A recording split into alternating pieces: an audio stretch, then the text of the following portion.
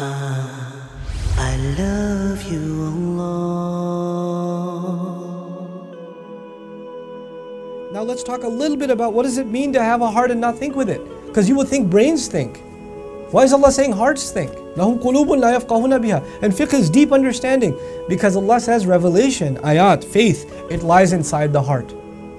So when I walk down the street, and maybe I'm walking down the street with a geologist, or a botanist, somebody who studies plants, they can tell me the species of a tree, they can tell me how old a tree is, they can tell me what the best environment is to grow this tree to its optimal, span, or it's about to die or whatever. They can tell me all this stuff about this tree. I don't know any of that stuff. I don't study botany. I don't know any of that stuff.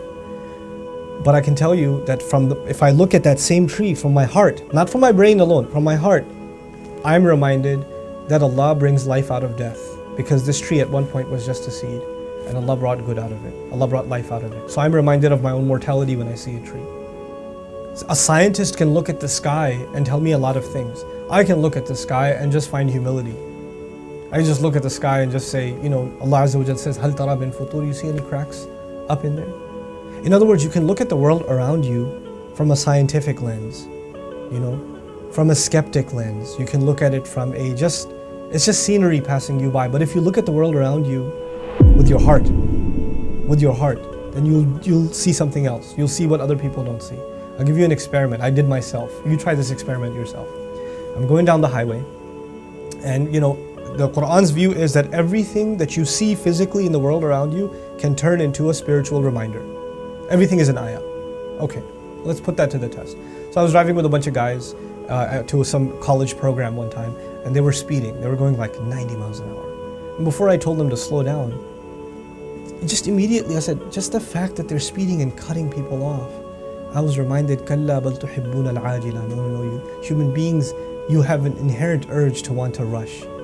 You get a kick out of speed. Allah mentions that in the Quran. Them speeding became a reminder of something Allah says. Like how well Allah knows us. أَلَا يَعْلَمُ مَنْ خَلَقَ. I start looking out the window and I see something that reminds me of this ayah.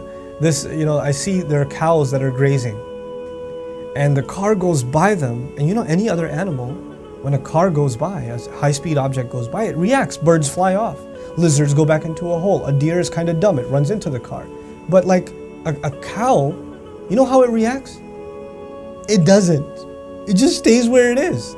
Its fur, your car whisks by it, maybe 2-3 feet away from it. It's right on the grass, right on the edge, right there.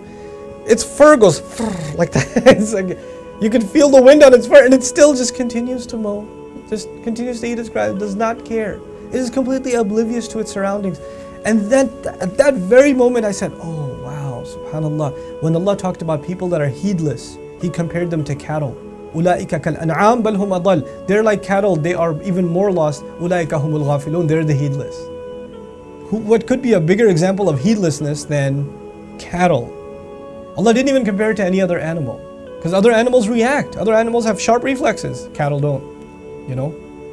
Even that became a reminder. Then we're driving and I see a billboard. It was a billboard about about buying a home, right? So this has got a picture of a house and there's a family. They're hugging each other, And it says, "Own the American dream." And I looked at that and I said, "Subhanallah." First ayah that came in my head, "Innahu kana fi ahlihi masrura." He used to be happy with his family.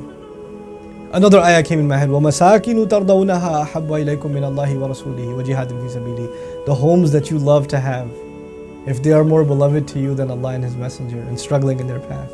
SubhanAllah. Everything can become an ayah. Not a thing around you won't be. Everything will be. This is if you have a heart that seeks to think.